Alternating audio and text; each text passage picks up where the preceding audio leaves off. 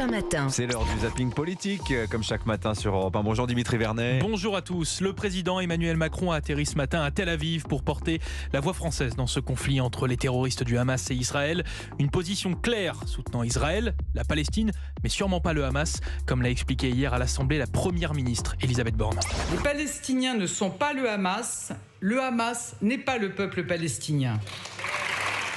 S'en est suivi la prise de parole bien différente de Mathilde Panot, la présidente des Insoumis. Cessez le feu. Voilà l'appel que vous vous refusez toujours à lancer.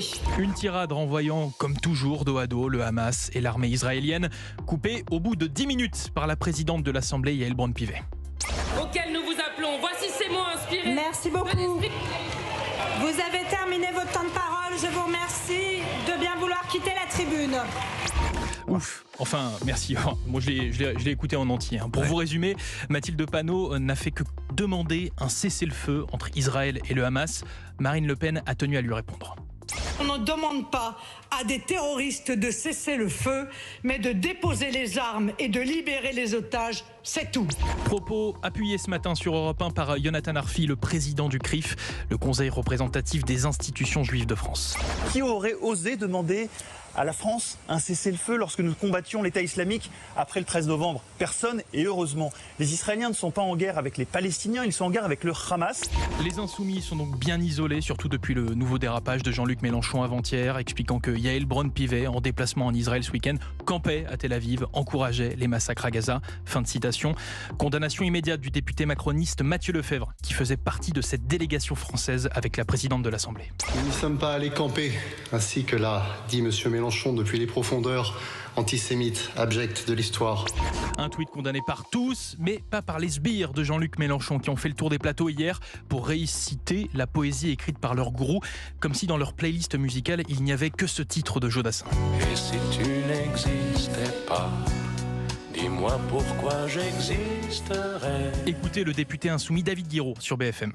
Avec tout le respect que j'ai pour Jean-Luc, je suis pas d'accord avec son tweet. Il est faux de dire que Madame Braun-Pivet appuie un massacre. Madame Braun-Pivet appuie un nettoyage ethnique à Gaza.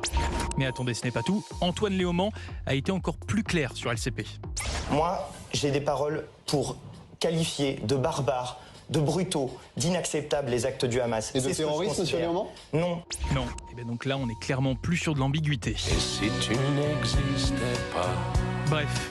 Cette musique de Jodassin semble également avoir atteint Olivier Faure, le patron des socialistes qui, malgré toutes les polémiques des Insoumis, a bien du mal à rompre clairement avec la NUPES, ce qui a fait dire ceci à Bernard Cazeneuve, l'ancien Premier ministre de gauche sur France Info.